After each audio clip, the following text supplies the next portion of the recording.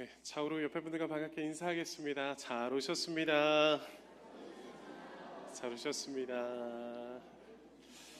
네, 오늘 마태복음 20장 17절부터 34절까지 말씀을 통해서 예수님을 따르는 길은 무엇인지 오늘 말씀을 통해 함께 그 은혜를 나누었으면 좋겠습니다. 하나님의 자녀가 된 우리에게 가장 중요한 질문은 무엇일까요? 예수 그리스도를 영접하여 믿음으로 구원받은 우리의 삶에 변화된 핵심은 바로 무엇일까요? 그 질문에 대한 질문이 이거이지 않을까 싶습니다. 우리 같이 한번 고백해 볼까요? 시작. 나는 누구인가? 나는 누구인가라고 하는 질문을 우리는 반드시 가지고 살아야 합니다. 나는 누구인가? 어떻게 살고 있는가? 삶과 생활에 대한 질문입니다. 구별된 하나님의 백성으로서 나는 세상에서 어떻게 살아가고 있는가?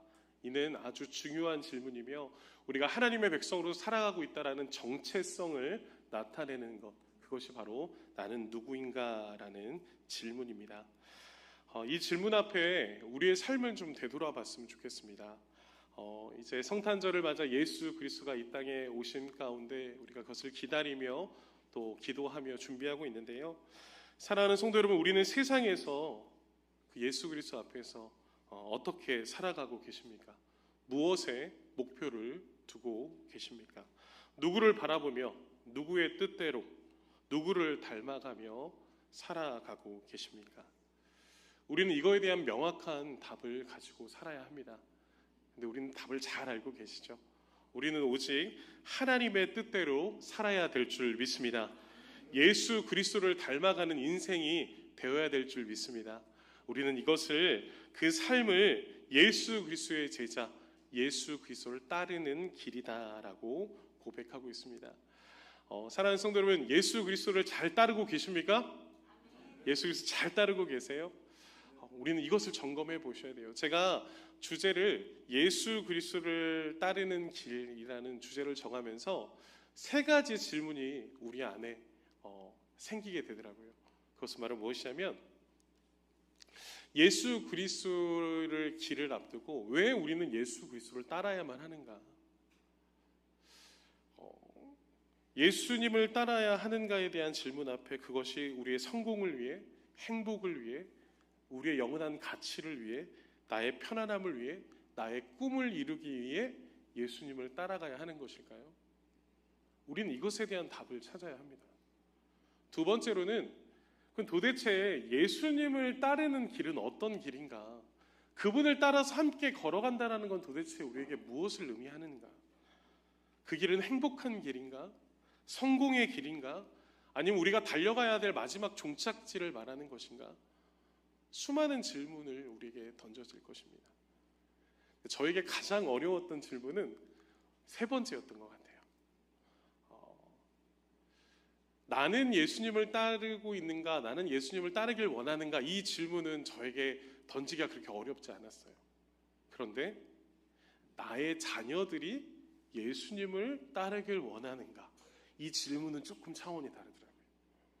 우리가 생각해 볼 때 예수님을 따르다라는 것은 힘든 길일 것 같아요.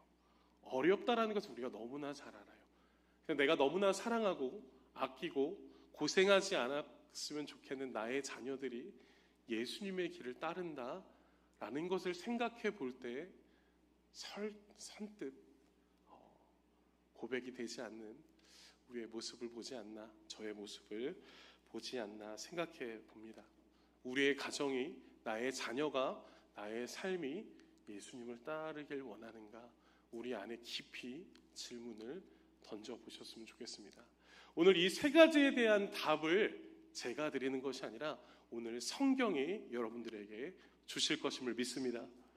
오늘 하나님께서 이 세 가지에 대한 질문 앞에 어떠한 답을 주시는지 오늘 그 말씀을 잘 들으시기를 부탁드립니다. 예수님을 따르다라고 하는 이 말은요, 신약 성경에 89회나 나옵니다. 굉장히 많이 나오죠. 근데 더 중요한 건 뭐냐면, 예수님을 따르다라는 말이 89번이나 나오는데 복음서 마태, 마가, 누가, 요한복음에서만 78번이나 나와요. 즉, 이 복음서가 말하는 핵심이 뭐라는 거예요? 주제가 뭐라는 거예요? 같이 한번 고백해 볼까요? 예수님을 따르다. 예수님의 제자들이 복음서를 통해 우리에게 말씀하고자 하는 것은 바로 무엇이냐면 예수님을 따르는 길에 대해서, 예수님을 따르는 것이 무엇인지에 대해서 핵심적으로 말씀하고 있다는 거예요. 그 중에 우리가 읽고 있는 마태복음이 복음서 중에서도 25번 제일 많이 예수님을 따르고 있다라는 것에 대해서 오늘 말씀하고 있습니다. 오늘 그 말씀을 통해서 예수님의 따르는 길이 무엇인지를 함께 살펴봤으면 좋겠는데요. 오늘 본문을 17절부터 시작을 하는데요. 오늘 본문을 보면요, 예수님께서 갈릴리 사역을 마치시고 어딘가를 향해서 달려가십니다. 그곳은 바로 어디시냐면 예루살렘이라고 하는 곳으로, 우리가 너무나 잘 아는 예루살렘이라고 하는 곳으로 예수님께서 달려가시는데, 예수님은 17절부터 시작을 하면서 당신 자신이 왜 예루살렘으로 가고 있는지를 설명부터 하십니다. 근데 이 설명은 처음이 아니었어요. 마태복음 16장, 17장에 이어서 세 번째로 내가 예루살렘으로 가는 이유가 무엇이다 라는 것에 대해서 제자들에게 충분히 설명하셨어요. 그런데 오늘 또 설명하시는 거예요. 오늘 본문을 보니까 대제사장들과 서기관에 넘겨지실 것이다. 예수님께서 예루살렘으로 가시자마자 대제사장들과 서기관들의 손에 넘겨지실 것이고, 그리고 그 손에 의해서 죽임당하기로 결정되실 것이고, 그들에게 조롱과 채찍을 받으시면서 십자가에서 죽게 되실 것이다 라고 말씀합니다. 그리고 3일 만에 부활하실 것이다 라고 예수님은 말씀합니다. 즉, 예수님은 예루살렘에서 당할 십자가의 고난과 죽음과 부활에 대해서 예수님은 말씀하시는 거예요. 몇 번째로 말씀하셨다고요? 세 번째로. 제자들이 잘 들었을 거예요. 즉, 예루살렘으로 올라가시는 예수님의 발걸음은 항상 어디로 향하고 있습니까? 같이 고백해 볼까요? 십자가. 예수님은 항상 십자가로, 그 십자가의 길임에도 알매도 불구하고 예수님은 자신을 예루살렘으로 발걸음을 인도하시고 달려가셨습니다. 예수님께서는 예루살렘으로 향하는 여정 속에 예수님을 따르는 자들이 함께 가고 있거든요. 거기서 세 가지의 사건이 발생하게 됩니다. 20절부터 23절에 보면 살로메와 두 아들과의 관계 안에서의 한 가지 사건이 일어나고요. 또 24절부터 28절까지 보면 10명의 제자들이 모여서 어떤 특정한 사건이 일어나고요. 세 번째로는 29절부터 34절까지 말씀을 통해 큰 무리와 두 맹인에 대해서 나타나며 사건이 일어납니다. 이 세 가지의 사건을 통해 예수님이 따르는 길이 무엇인지를 오늘 성경은 우리에게 말씀하고 있습니다. 그 세 가지를 함께 살펴보아 우리의 신앙의 삶을, 믿음의 삶을 점검해보는, 예수님을 따르는 삶을 살게 되는 저와 여러분들 되시기를 간절히 축원합니다. 첫 번째입니다. 첫 번째는요, 예수님을 따르는 길은 어떤 길이라고요? 같이 고백해 볼까요? 시작. 고난의 길이다. 예수님을 따르는 길은 고난의 길이다라고 말씀합니다. 오늘 20절 본문을 시작할 때 세베대의 아들의 어머니라는 사람이 나와요. 이분의 이름은 바로 무엇이냐면 살로메라라고 하는 분입니다. 이 살로메가 등장하는데요. 이 살로메는 어떤 분이냐? 우리가 잘 아는 예수님의 이모입니다. 그렇기 때문에 예수님의 엄마인 마리아와는 자매 관계이죠. 그리고 이 살로메의 두 아들이 있었습니다. 그 두 아들이 바로 누구냐면 예수님의 12제자 중 한 사람 한 사람이었던 야고보와 요한이었습니다. 예수님과의 사촌 관계이죠. 예수님의 12명의 제자들 중에 한 사람 한 사람입니다. 근데 오늘 살로메가, 이모인 살로메가 예수님께 절하며 간청하고 있습니다. 뭐라고 간청하냐면 21절에 두 아들을 주의 나라에서 하나는 주의 우편에 하나는 주의 좌편에 앉게 하소서라고 간청하고 있어요. 이 뜻은 예수님이 예루살렘으로 오고 계신데 예루살렘에 입성하시면 왕으로서 예수님의 통치 시대, 영광스러운 날을 맞이하게 될 것인데, 그때 예수님, 우리 아들들 주의 우편에 주의 좌편에 좀 앉게 해주세요. 내 아들 너무나 소중하지 않습니까? 지금 이 고백을 하고 있는 거예요. 네, 한번 생각해 보시죠. 지금 두 아들 야고보와 요한이 누구였다고요? 예수님의 제자들이었다고요. 믿음이 좋았을까요? 좋지 않았을까요? 좋았을 거예요. 그리고 그의 어머니 살로메는 믿음이 좋았을까요? 나빴을까요? 좋았을 거예요. 예수님을 가장 가까이에서 봤고 예수님이 말씀하시는 것을 가장 많이 들었던 사람들 중에 하나였을 것입니다. 가족 관계잖아요. 그런데 잘 보십시오. 예수님은 3번이나 말씀하셨어요. 예수님이 예루살렘으로 가는 길은 무엇을 향하고 있다고요? 같이 고백해 볼까요? 십자가로 향하고 있는데 그들의 생각하는 예수님이 예루살렘을 가는 길은 성공의 길이라고 착각했어요. 예수님께서 예루살렘으로 오시면 왕으로서 그 땅의 왕으로서 다스리실 것인데 왕의 우편과 좌편에 우리 아들 좀 이끌어 주십시오라고 청탁하듯이 말하고 있는 그 살로메의 모습을 볼 수 있습니다. 엄마로서, 믿음에 있는 엄마로서 어때 보이십니까? 주책입니까? 그럴 수도 있습니까? 여기서 더 중요한 문제가 있어요. 엄마는 그런데 예수님의 제자들 야고보와 요한은 그렇지 않았을까요? 아니요. 야고보와 요한도 마가복음 10장 35절을 통해 이렇게 이야기합니다. 우리 같이 한번 읽어볼까요? 시작. 세베대의 아들 야고보와 요한이 주께 나와 여짜오되 선생님이여 무엇이든지 우리가 구하는 바를 우리에게 하여 주시기를 원하옵나이다. 아멘. 마가복음 10장 35절을 통해서 우리가 살펴볼 때 어머니 살로메뿐만 아니라 야고보와 요한도 함께 간청하고 있어요. 이것은 엄마의 생각이 아니라 아들들의 생각도 같다라는 거예요.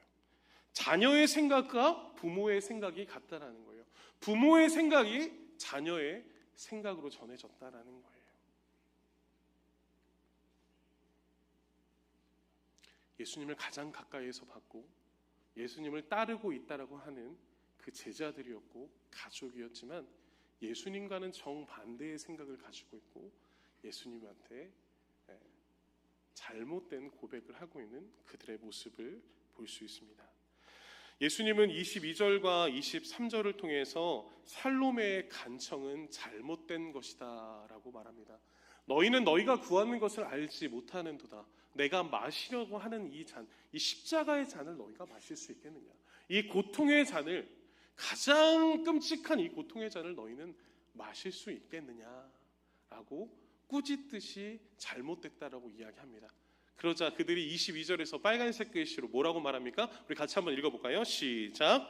그들이 말하되 할 수 있나이다. 다시 한번 고백해 볼까요? 시작. 그들이 말하되 할 수 있나이다. 예수님의 잔, 예수님의 고난과 죽음, 십자가의 사명을 여전히 이해하지 못하고 있는 제자들을 안타까워하며 말씀하지만 그들은 살로메와 그의 아들 야고보와 요한은 큰 자가 되려는 열망과 욕망 앞에 십자가의 길을 전혀 바라보지 못합니다.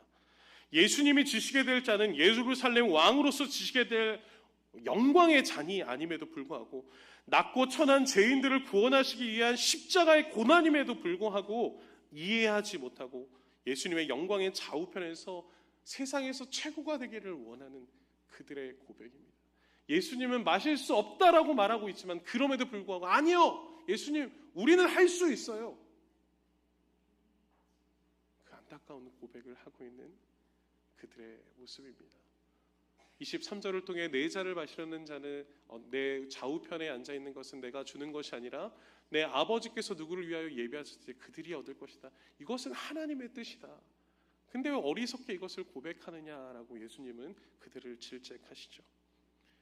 근데 이들은 강력하게 다짐합니다. 주님, 나는 할 수 있습니다. 나는 예수님 따라서 뭐든지 할 수 있습니다. 그들의 결과를 볼까요? 그 제자들의 답변 앞에 그들의 삶의 결과는 마태복음 26장에 와서 명확하게 말씀합니다. 35절 말씀에 보니까 베드로가 이르되 내가 주와 함께 죽을지언정 주를 부인하지 않겠나이다 하고 수석 제자였던 베드로가 내가 주와 함께 죽을지언정 주를 부인하지 않고 내가 예수님을 따르겠습니다라고 말합니다. 그리고 그의 모든 제자들도 그와 같이 함께 할 수 있다라고 말했다라고 말합니다. 그런데 56절을 보십시오. 그들은 어떤 선택을 했는지. 자, 우리 56절 함께 있습니다. 시작. 이에 제자들이 다 예수를 버리고 도망하니라. 다시 한번 고백하겠습니다. 시작. 이에 제자들이 다 예수를 버리고 도망하니라. 그렇게 다짐했고 간구했고 예수님의 걷는 길 나 걸을 수 있습니다라고 말했지만 예수님께서 잡혀가시자 그들은 예수 그리스도를 다 버리고 도망갔습니다. 사랑하는 성도 여러분, 예수님이 걸어가셨던 그 길은 성공의 길이 아니었습니다. 영광의 길도 아니었습니다. 가장 큰 고통의 길이었고 죽음의 길이었지만 그 길은 우리를 죄와 사망에서 구원하시는 사랑의 길, 생명의 길이었음을 믿으시기를 간절히 축원합니다. 예수님에게 십자가의 사명은 본인 자신의 뜻이 아니었습니다. 오직 하나님의 뜻이었습니다. 그래서 마태복음 14장 36절에 보면 나의 원대로 하지 마셨고 아버지의 원대로 하옵소서라고 말씀하시며 본인 자신도 지시기 힘든 길이었지만 하나님께서 말씀하셔서 그 길을 십자가의 길을 걷고 있노라라고 말씀하셨습니다. 예수님이 걸어가신 길은 오직 하나님의 뜻을 이루는 사명의 길이었음을 믿으시기를 간절히 축원합니다.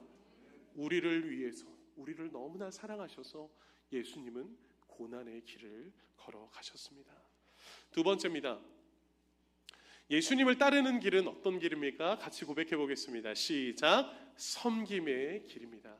예수님을 따른다라는 그 길은 섬김의 길이다라고 성경은 우리에게 말씀합니다. 앞에서 살로메와 그 야고보 요한의 간청을 통해서 예수님의 뜻을 설명해 줬음에도 불구하고 제자들이 그 광경을 보고 뭐라고 이야기하냐면 24절입니다. 같이 한번 읽어볼까요? 시작. 10 제자가 듣고 그 두 형제에게 대하여 분이 여기거늘. 자, 12명 중에 지금 야고보 요한이 지금 빠졌어요. 지금 10명이 야고보와 요한이 하는 행동을 보면서 느낀 게 있을 거예요.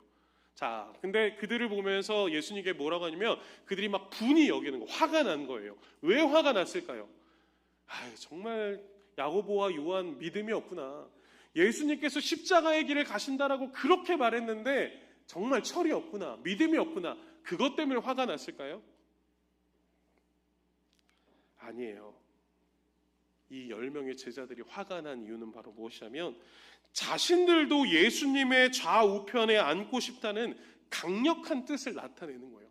왜 너희들이 예수님의 좌우편에 가냐? 내가 있는데, 내가 수석 제자고 내가 더 예수님께 인정받고 있는데 내가 예수님의 좌우편에 서야지. 예수님의 예루살렘으로 가셔서 왕으로 등극하시면 예수님 옆에는 내가 있어야지.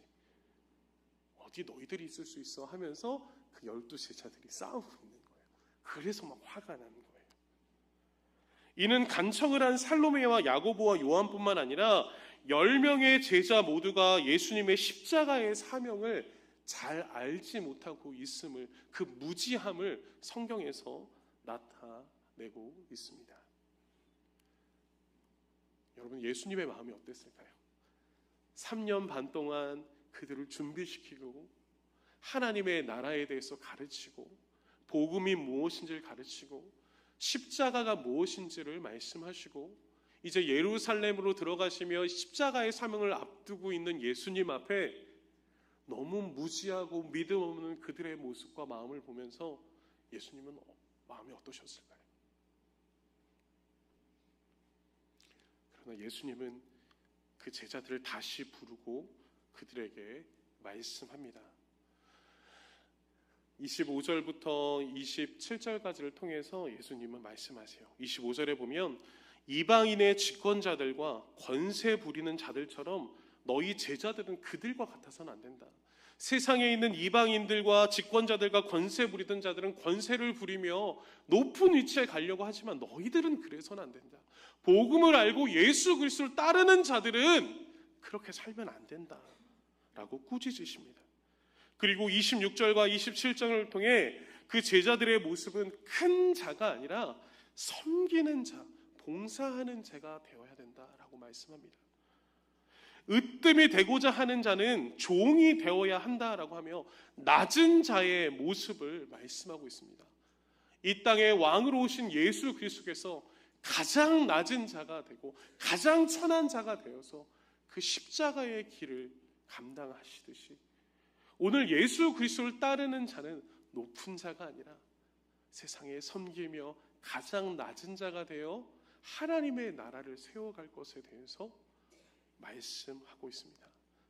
예수님께서 이 땅에 오심을 가장 잘 나타내는 본문 말씀이 28절 말씀이에요. 우리 이 말씀을 우리 같이 함께 선포해 볼까요? 시작.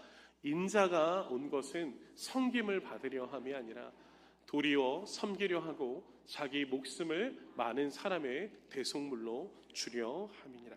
우리 다시 한번 고백해 볼까요? 시작.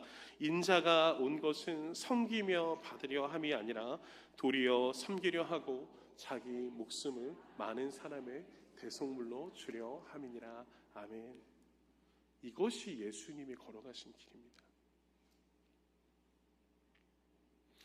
사랑하는 성도 여러분, 이 땅에 왕으로 오신 예수님은 섬김을 받기 위해서 오신 것이 아니라 가장 낮은 곳에서 세상을 섬기시고 마지막으로 십자가에서 자기 목숨을 대속물로 내어놓으심으로 죽을 수밖에 없는 저와 여러분들을 세상에서 구원하시기 위해 죽기까지 섬기셨음을 믿으시기를 간절히 축원합니다.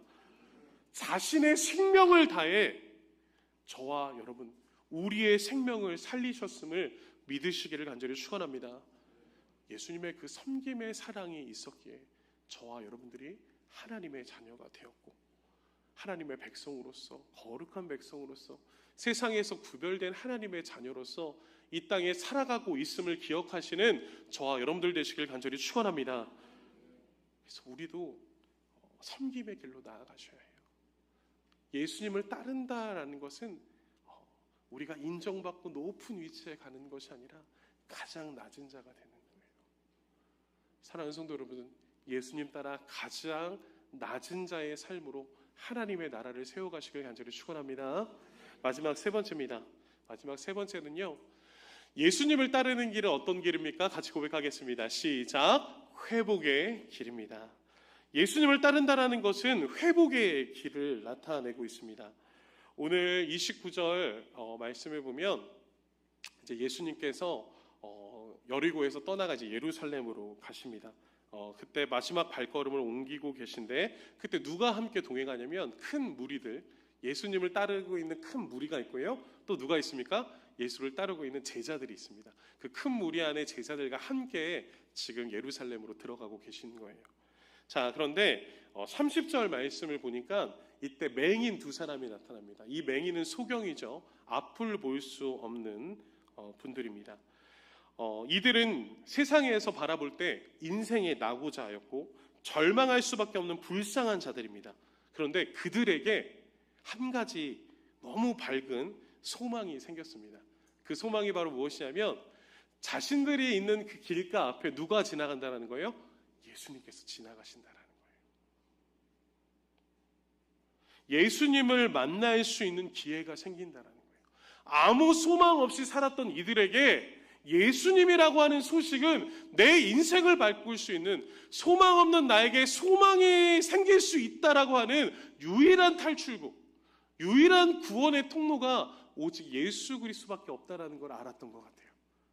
그래서 예수님이 지나가신다 하시자 그들이 뭐라고 이야기합니까? 우리 빨간색인데요. 우리 빨간색 글씨 30절 같이 한번 읽어볼까요? 시작. 주여 우리를 불쌍히 여기소서 다윗의 자손이여 하니. 다시 한번 고백해볼까요? 시작. 주여 우리를 불쌍히 여기소서 다윗의 자손이여. 그들이 예수님 앞에 지나가시자 주여 우리를 불쌍히 여기소서 다윗의 자손이여라고. 이 다윗의 자손이라는 것은 다윗 시대의 이스라엘 백성들이 가장 부강했거든요. 많은 적들 앞에서 구원받은 시대였거든요. 그것처럼 예수님이 나의 구원자십니다. 예수님만이 나를 구원해 줄 수 있습니다. 앞이 보이지 않고 절망과 아무 소망이 없는 이때에 예수님만이 나의 소망입니다. 나를 구원해 주십시오라고 고백하고 있는 이들의 모습을 보는 거예요. 자, 그런데 문제가 생깁니다. 지금 예수님과 함께 누가 같이 걸어가고 있죠? 누가 따라가고 있어요? 큰 무리들이 있어요. 그 큰 무리 안에 누구도 있어요? 예수님의 제자들도 있어요. 근데 그들이 31절에 뭐라고 이야기하냐면 무리가 꾸짖어 잠잠하라. 네. 이 뜻은 무엇입니까? 예수님을 찾고 있는 그들이 예수님께 나아오려고 할 때 예수님을 따르고 있는 무리들이 막아서는 거예요. 어디 소경이, 어디 앞이 보이지 않는 자가, 모습과 행색도 좋지 않았을 것 같아요. 옷도 예쁜 옷이 아니었던 것 같아요. 어디 너희가 예수님을 만나러 오냐? 막아서는 거예요.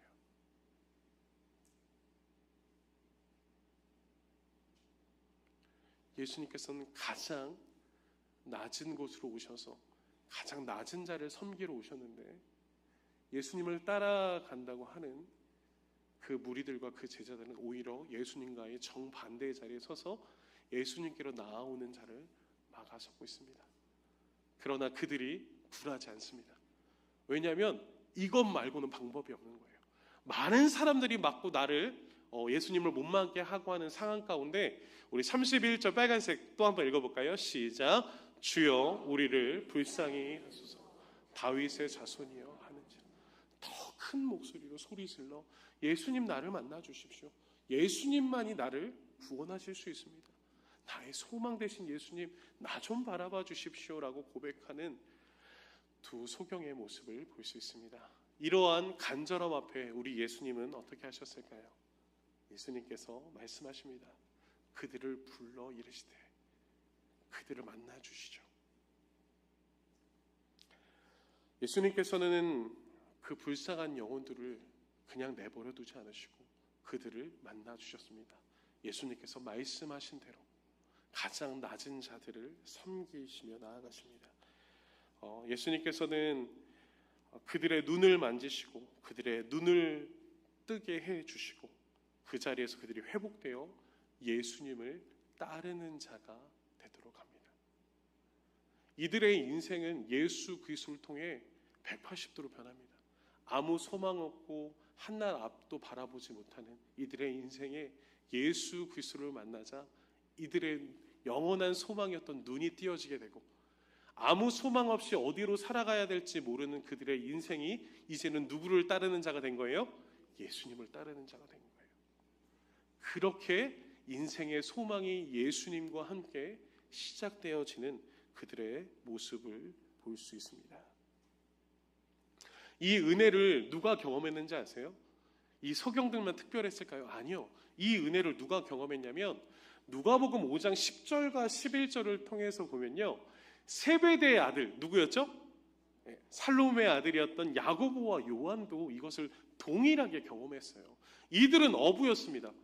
어부는 물고기를 잡아야 되는데 물고기가 잡히지 않는 거예요. 그러자 예수님이 나타나셨어요. 예수님의 직업은 뭐였어요? 목수였어요. 그런데 목수가 어부들에게 이야기하는 거예요. 이쪽에 그물을 쳐봐라. 어디 어부 앞에서 목수가.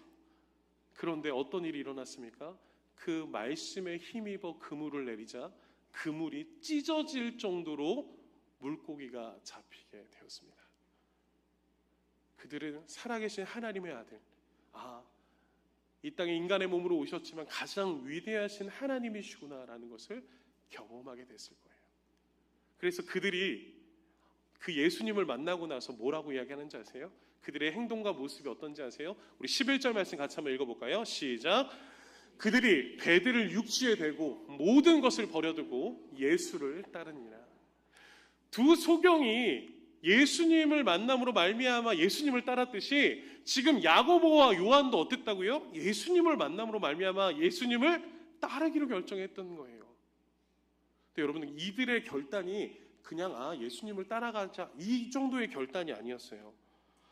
이들의 결단은 예수님을 따르기 위해서 어떠한 결단을 하는지 아세요? 배를 육지에 댔다라 그래요. 근데 성도 여러분 잘 생각해 보세요. 이들의 직업이 뭐예요? 어부예요. 어부라고 한다면 지금 물고기가 많이 잡혀요. 그럼 어떻게 해야 되겠어요? 더 잡아야죠. 이게 돈인데 물고기가 다른 데로 도망가지 못하게 최고의 기회지 않습니까? 물고기를 많이 잡아야죠. 예수님이 눈앞에 있어도 예수님 잠시만요. 물고기 잡고 이야기합시다 하고 더 많이 잡아야죠. 더 많은 사람을 동원해서 이것이 기회다라고 놓아줘야죠. 물고기 잡아야죠. 근데 이들은 물고기를 잡았다라고 말하는 것이 아니라 고기를 많이 잡을 수 있는 세상의 성공의 기회를 멈추고 예수님을 따르기를 결정한 거예요. 그리고 두 번째, 모든 것을 버려두었다라고 말하죠. 여기서 모든 것을 버려두었다라는 것은 헬라어로 아펜테스판타라고 하는 단어예요. 그러니까 모든 것을 버렸다. 어느 것까지 버렸을까?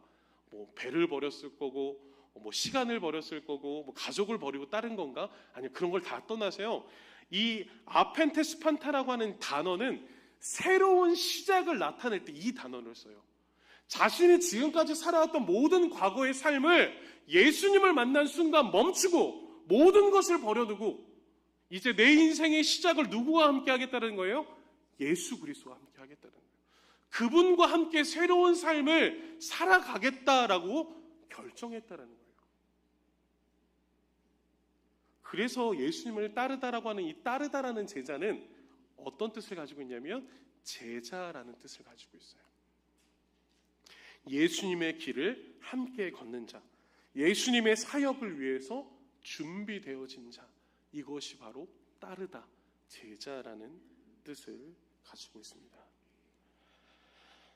그들은 예수님을 인격적으로 만났고 예수님을 따르는 인생 최고의 전환점을 맞이하게 되었습니다. 그 두 소경이 그랬고 야고보와 요한이 그랬어요. 어부였던 그들은 예수님을 만나 인생의 회복을 경험하였고 그 예수의 길을 가는 그들에게 예수님께서는 따르기 전에 뭐라고 말씀하시냐면 10절에 보면 이제 후로는 내가 사람을 취하리라 하시니, 어부였던 자들은 물고기를 취하는 자였지만 이제 너희들은 사람을 취하는 하나님의 나라를 위한, 하나님의 영광을 위한 특별한 일에 너희들은 쓰임받을 것이다 라는 그 부름 앞에 이들이 예수님을 따르기로 결정한 것입니다. 예수 그리스도의 제자가 되어 죽어가는 영혼을 회복시키는 복음의 사명자로 그들은 부름 받은 것입니다. 사랑하는 성도 여러분, 여기 있는 저와 여러분들은 어떤 부름을 받았습니까? 예수님을 따르고 있다라고 하는 하나님의 자녀로, 하나님의 백성으로서의 신분과 사명을 가지고 우리는 예수님을 어떻게 따르고 있습니까? 믿음 없어 보이는 12 제자들과 그들의 모습을 보며 비판하고 있지만 그 질문이 저와 여러분들에게는 어떤 삶을 살아내고 있는가에 대한 찔림으로 다가오기도 합니다. 사랑하는 성도 여러분, 예수님을 따르는 나의 자리가 나의 영광을 위한 자리, 세상의 부와 명예를 쌓는 높은 자리, 연약한 자들을 무시하고 판단하며 살아가는 자리가 아니라 오직 예수님을 따라가는 복된 우리의 삶이 되시기를 간절히 축원합니다. 그러한 삶을 혹여나 살아가고 있다면 우리는 예수님을 잘못 따르고 있는 것입니다. 사랑하는 성도 여러분, 생각해 보셔야 됩니다. 왜 하나님께서 여러분들에게 하나님의 자녀가 되게 하셨는지, 죽을 수밖에 없는 저와 여러분들에게 왜 하나님의 자녀가 되는 특권을 주셨는지, 그 자녀를 삼아주신 것만으로도 너무나 감사한데 직분을 주셔서 집사로, 장로로, 권사로, 목회자로 부르셔서 하나님께서 우리를 통해 무엇을 하기를 원하시는지, 수많은 교회의 일들 앞에 나에게 특별히 사명을 주셔서 왜 이 사명을 감당하게 하시는지,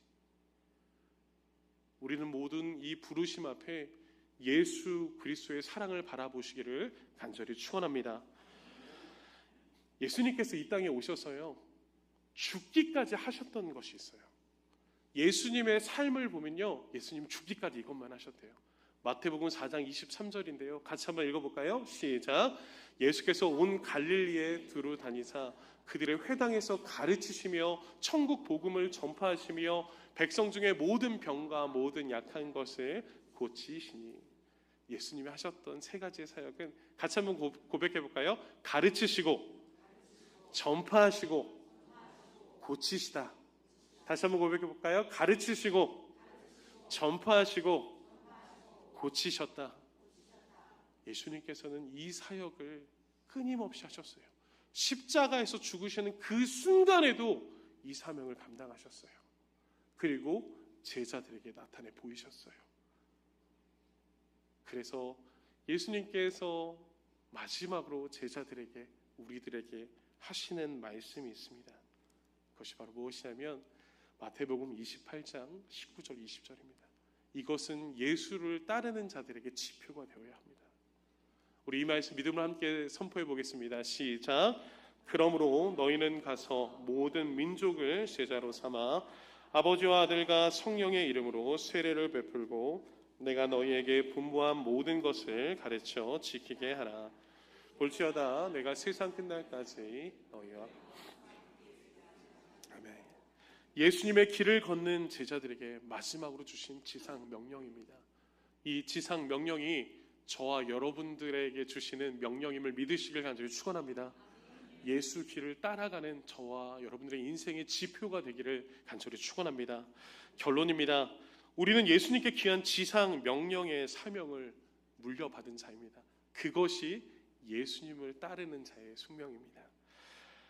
예수님의 길만 따르시는 저와 여러분들 되시길 간절히 축원합니다. 그 길은 성공의 길이 아니라, 때때로 행복의 길이 아니라, 예수님을 따라가는 자리는 고난의 자리, 섬김의 자리, 그것을 통해 회복을 이끄시는 회복의 자리로 나아갑니다. 사랑하는 성도 여러분, 그 예수님을 따라 더욱더 우리 교회가, 우리의 삶이 예수님을 온전히 따라가는 순종의 삶을 살아내시는 저와 여러분들 되시길 간절히 축원합니다. 성탄절을 준비하고 있습니다. 우리는 생각해야 됩니다. 예수님께서 이 땅에 왜 오셨는지, 그리고 그 오심을 통해 우리는 그 길을 잘 따르고 있는지, 그렇게 한 주간 준비하며 예수님의 오심을 준비하는 저와 여러분들 되시기를 간절히 축원합니다. 오늘 말씀을 생각하며 함께 찬양했으면 좋겠는데요. 우리 교회에서는 아마 처음 불러지는 찬양이라고 하는 것 같아요. 제가 제일 좋아하는 찬양인데 예수의 길이라고 하는 찬양입니다. 혹시나 처음 들어보실지라도 가사를 생각하며 오늘 말씀을 생각하며 이 찬양을 함께 우리의 믿음으로 고백하며 나갔으면 좋겠습니다.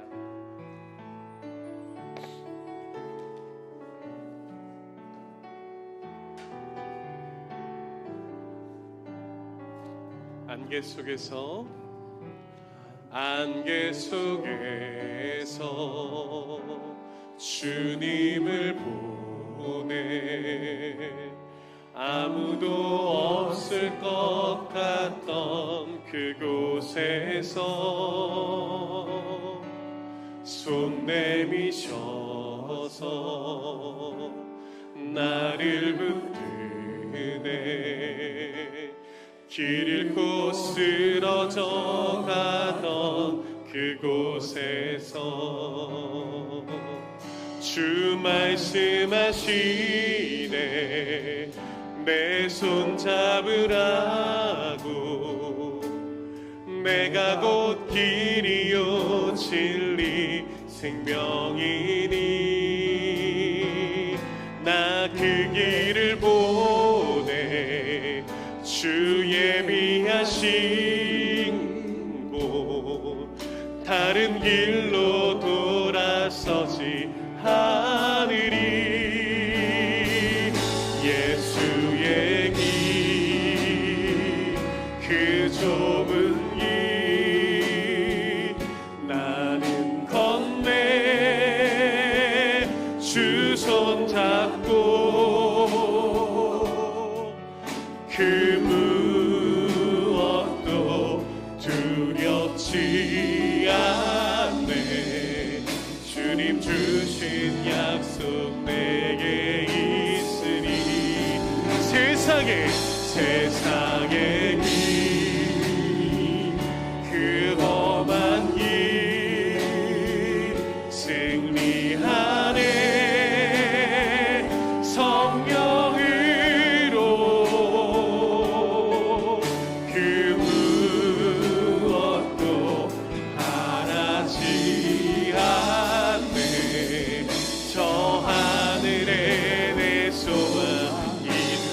고백할까요? 예수의 길, 예수의 길, 그 좁은 길 나는 건네, 나는 건네